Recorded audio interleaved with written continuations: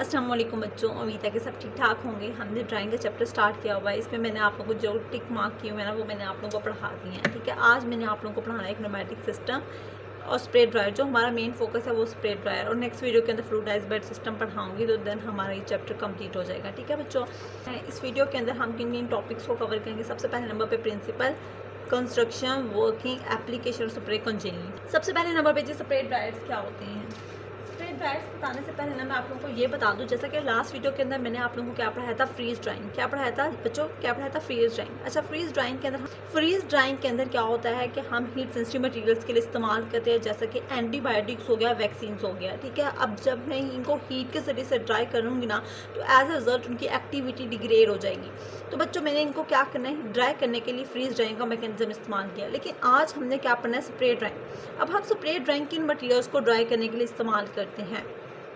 जितने भी हमारे पास लिक्विड्स हैं उनको ड्राई करना है, तो उनके लिए मैंने क्या करना है, लाइक जितने भी हमारे सॉल्यूशंस हो गए, पेस्ट हो गया, स्लरीज हो गया, इनको अगर मैंने ड्राई करना है ना तो हमने इनके ड्राइंग के लिए स्प्रे ड्रायर्स को यूज़ करना है। ठीक है बच्चों। अच्छा, नेक्स्ट पे आगे बढ़ते हैं इसके प्रिंसिपल की तरफ। अब जो इसका बेसिक प्रिंसिपल है वो यही है, वो मैं आप लोगों को बताती हूँ होता क्या है सारे प्रिंसिपल के अंदर। सबसे पहले नंबर पे एक लिक्विड फीड है जिसको हमने क्या करना है, इस फीड को मैंने ड्राई करना है। इसको मैंने जब ड्राई करना है, ये हमारा पास लिक्विड है, इसको ड्राई करना है। अब इसको ड्राई करने के लिए सबसे पहले नंबर पे इसको एटोमाइज़र के पास लेके जाता है, ताकि इस लिक्विड को मैं छोटे छोटे ड्रॉपलेट्स में कन्वर्ट करवा दूँ।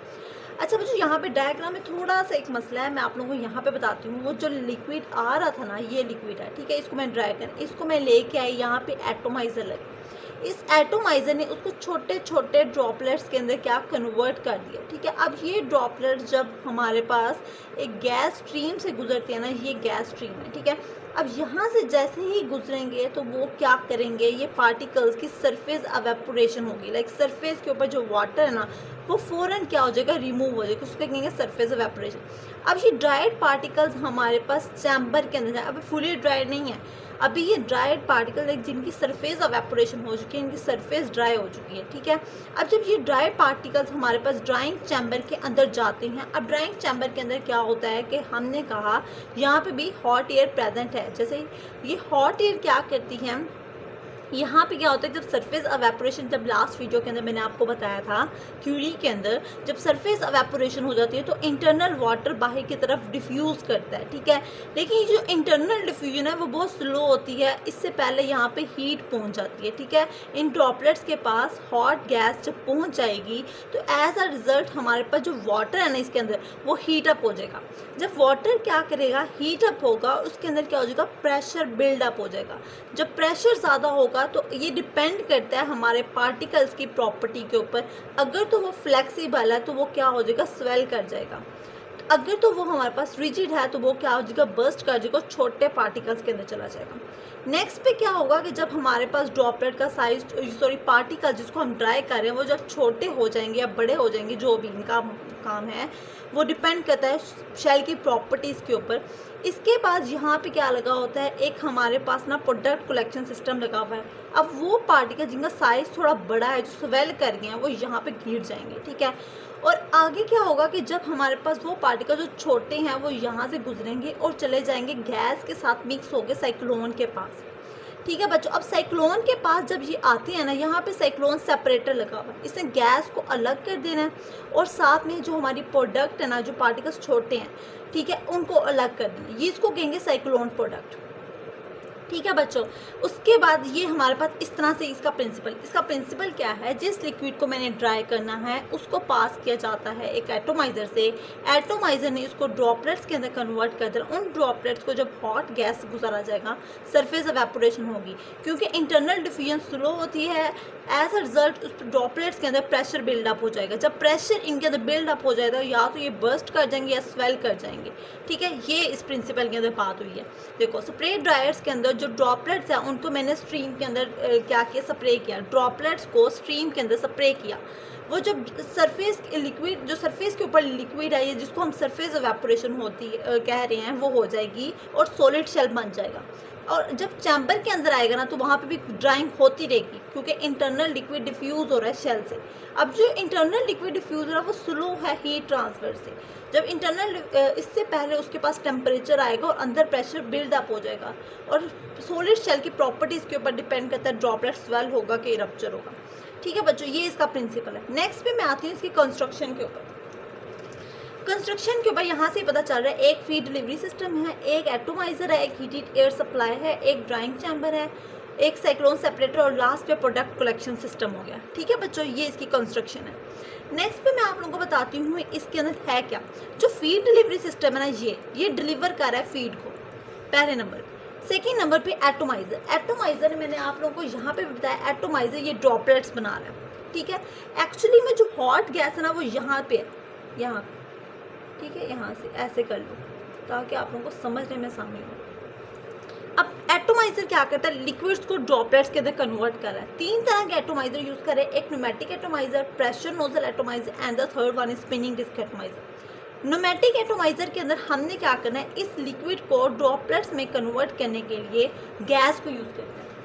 ठीक है, ये जो एटोमाइजर है न्यूमेटिक सिस्टम एटोमाइजर, ये क्या करता है, गैस को यूज़ करें। अगर न्यूमेटिक है तो उसने गैस को यूज़ करना है लिक्विड को ड्रॉपलेट्स के अंदर तोड़ने के लिए, क्योंकि हमने इसको लिक्विड को तोड़ने के लिए गैस को इस्तेमाल कर रहे हैं, इसी वजह से इसको 2 फ्लूइड कह रहे हैं। लाइक एक लिक्विड को तोड़ने के लिए गैस को यूज़ कर रहे हैं तो 2 फ्लूइड एटोमाइजर। ठीक है बच्चों, न्यूमेटिक लिक्विड न्यूमेटिक एटोमाइजर ये। सेकेंड नंबर पे pressure nozzle atomiser. Pressure nozzle atomiser क्या करता है, हाई प्रेशर को यूज़ करता है। प्रेशर नोजल एटोमाइजर क्या करेगा, हाई प्रेशर को यूज़ करेगा। जब इस लिक्विड को बाहर निकालने के लिए एक हाई प्रेशर यूज़ करेगा, जब हाई प्रेशर से लो प्रेशर की तरफ आएगी तो यहाँ पे एक एक्सपेंशन होती है, जिसकी वजह से जो लिक्विड है वो ड्रॉपलेट्स में कन्वर्ट हो जाती है। ठीक है, और सेकेंड नंबर पे ये हाई प्रेशर से गुजरती है, यहाँ पे टर्बुलेंस क्रिएट हो जाती है। टर्बुलेंस की वजह से पार्टिकल का साइज छोटा होता है। तीसरे नंबर पे क्या, spinning disc atomiser. Spinning disc atomiser के अंदर क्या होता है कि एक रोटेटिंग डिस्क लगी होती है। ये क्या होती है, एक रोटेटिंग डिस्क है, वो रोटेट करके पार्टिकल सेंट्रीफ्यूगल फोर्स की वजह से ना पार्टिकल का साइज़ क्या होगा, छोटा हो। ड्रॉपलेट्स का साइज़ है ना वो छोटा, कि जो लिक्विड आ रहा है ना इसने छोटे छोटे ड्रॉपलेट्स बना देने हैं इस सेंट्रीफ्यूगल फोर्स की वजह से। ठीक है बच्चों, नेक्स्ट पे हीटेड एयर सप्लाई। जो हीटेड एयर सप्लाई है वो या तो प्रोवाइड की जा रही है, यहाँ से आ रही है हीटेड एयर सप्लाई। ठीक है, यहाँ से जो हीट आ रही है या तो स्टीम होगी, या डायरेक्ट और इनडायरेक्ट हीटर्स होंगे, या फिर इलेक्ट्रिक गैस हीटर्स हो सकते हैं। नेक्स्ट पे है ड्राइंग चैम्बर। इस ड्राइंग चैम्बर के अंदर जो पार्टिकल्स होते हैं उनको सस्पेंड किया जाता है। जिस पार्टिकल्स को हमने ड्राई करना ना, इस लिक्विड से मैंने ड्रॉपलेट्स बनाए हैं, इन ड्रॉपलेट्स को ड्राई करने के लिए इस चैम्बर के अंदर हमने उसको क्या करना है, सस्पेंड कर देना। ठीक है बच्चों, इस डायग्राम में थोड़ा सा मसला है, आप लोग ने इधर से समझो। यहाँ पे ड्रॉपलेट्स बन गए हैं, इस ड्राइंग चैम्बर ने इनको यहाँ पे सस्पेंड करना है फर्दर ड्राइंग के लिए। ठीक है बच्चों, नेक्स्ट पे साइक्लोन सेपरेटर। साइक्लोन सेपरेटर क्या करता है, इस गैस को सॉलिड पार्टिकल से क्या करेगा, अलग कर देगा। प्रोडक्ट कलेक्शन सिस्टम, अब यहाँ पे हमने प्रोडक्ट को कलेक्ट करना है। प्रोडक्ट हमारे पास है एक चैम्बर प्रोडक्ट, एक साइक्लोन प्रोडक्ट। चैम्बर से प्रोडक्ट लेंगे तो चैम्बर प्रोडक्ट होगी, साइक्लोन से प्रोडक्ट लेंगे तो साइक्लोन प्रोडक्ट होगी। और इसके अलावा यहाँ पे बाहर स्क्रबर्स लगे होते हैं या फाइनल बैग्स या फिल्टर बैग्स लगे होते हैं। इन्होंने क्या करना है, अगर तो कोई प्रोडक्ट बाहर चलेगी या उसको निकाल देना, हमें दे देना है। अगर तो यहाँ पे कोई डस्ट प्रेजेंट है इस गैस के अंदर, उसको रिमूव करना ताकि कोई एयर पोल्यूशन ना हो। ठीक है बच्चों, मैंने कंस्ट्रक्शन बता दी, आप लोगों को उम्मीद है कि आप लोगों को समझ आ जाएगी। ठीक है, और ये नोट्स मैं आप लोगों के साथ शेयर कर दूँगी। नेक्स्ट पे है वर्किंग। वर्किंग किस तरह से है, सबसे पहले नंबर पे फीड डिलीवर हो रही है। ठीक है, पहले नंबर पे क्या हो रहा है, एक मिनट में आपको कैसे बताऊँ, ऐसे साथ इसके साथ चीज़ें।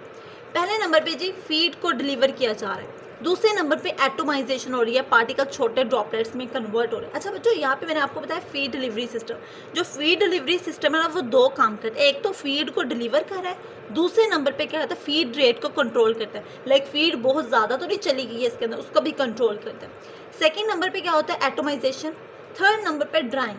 सबसे पहले नंबर पे जो हॉट गैस होती है ना ये वाली, इसने क्या करना है, सरफेस की अवेपोरेशन कर देनी है। सरफेस को अवेपोरेट, जो वाटर है उसको वाटर को अवेपोरेट करवा देना है। फर्दर ड्राइंग चैम्बर के अंदर हो रही है। हमारा जो मेन गोल है ना ड्राइंग का, लाइक ड्रॉपलेट इस सरफेस को हीट करने से पहले मुकम्मल ड्राई हो जाए। नेक्स्ट पे जो प्रोडक्ट की फॉर्मेशन हो रही है, अब प्रोडक्ट की जो फॉर्मेशन हो रही है वो शेल की प्रॉपर्टीज़ के ऊपर डिपेंड करती है। अगर तो शेल हमारे पास फ्लेक्सिबल है तो हमारे पास क्या होगा, प्रोडक्ट हमारा स्फेरिकल होगा।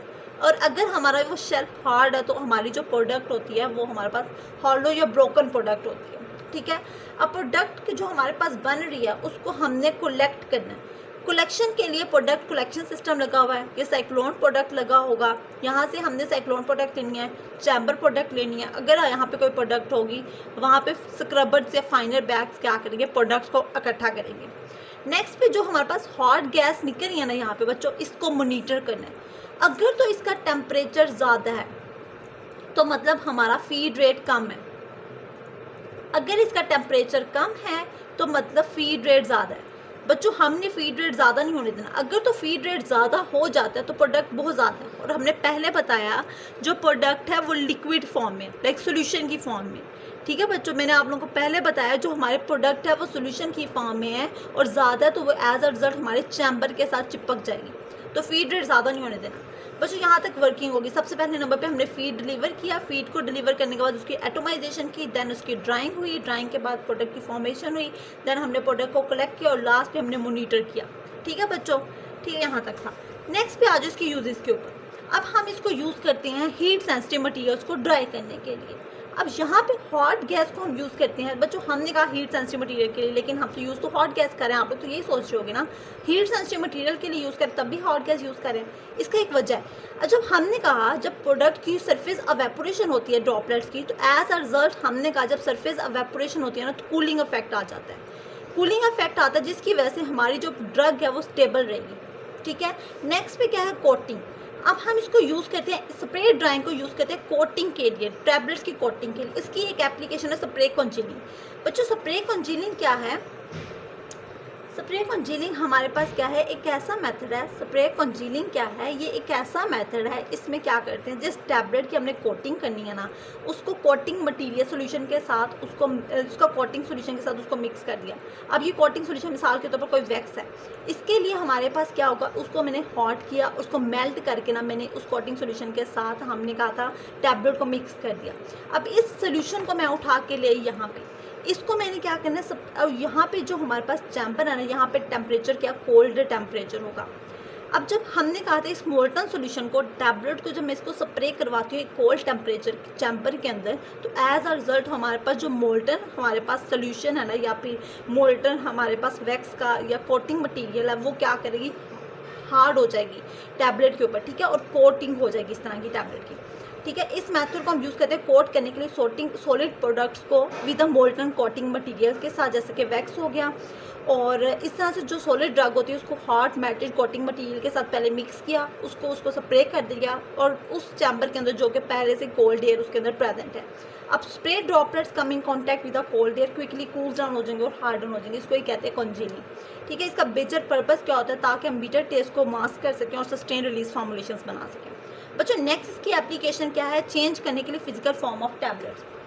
हमने पहले पढ़ा जब हम स्प्रे ड्राइंग कर रहे हैं ना तो हमारे ड्रॉपलेट्स का साइज़ छोटा होता है, लाइक ब्रेक कर रहे हैं, लाइक जो ड्रॉपलेट्स हैं वो बर्स्ट हो रहे हैं। ठीक है, या अगर फ्लेक्सिबल है तो वो स्वेल हो रहे हैं, तो हमारे पार्टिकल्स की साइज़ है, वो शेप है, वो चेंज हो रही है। मोस्टली इसमें जो साइज़ होता है ना वो स्फेरिकल होता है, और जो हमारे पास साइज़ स्फेरिकल होगा और शेप इसकी स्फेरिकल होगी और साइज़ हमारे पास इसका यूनिफॉर्म होगा। ये चेंजेस क्या होते हैं, इससे हमारी प्रोडक्ट की फ्लो प्रॉपर्टी अच्छी होती है। जब फ्लो प्रॉपर्टी अच्छी होगी, एयर इंट्रैपमेंट कम होगी। जब एयर इंट्रैपमेंट कम होती है, और ये आइडियल है टैबलेट्स और कैप्सूल्स की मैन्युफैक्चरिंग के लिए। ठीक है बच्चों, यहाँ तक था हमारा क्या, स्प्रे ड्राइंग। इसमें मैंने आप लोगों को सबसे पहले नंबर पे प्रिंसिपल पढ़ा दिया था, सेकेंड नंबर पे यही था ना। अच्छा बच्चों, यहाँ पे मैंने आप लोगों को सबसे पहले नंबर पे प्रिंसिपल पढ़ाया, फिर मैंने आप लोगों को कंस्ट्रक्शन बताई, फिर वर्किंग बताई, एप्लीकेशन के अंदर ये एक स्प्रे कंजीलिंग बता दिया। यहाँ तक था हमारा स्प्रे ड्राइंग। ठीक है, नोट्स मैं आप लोगों के साथ शेयर कर दूँगी, अगर आप लोगों को समझ नहीं आई ना तो आप लोगों ने मेरे से पूछ लेना है। ओके बच्चों, अल्लाह हाफिज़।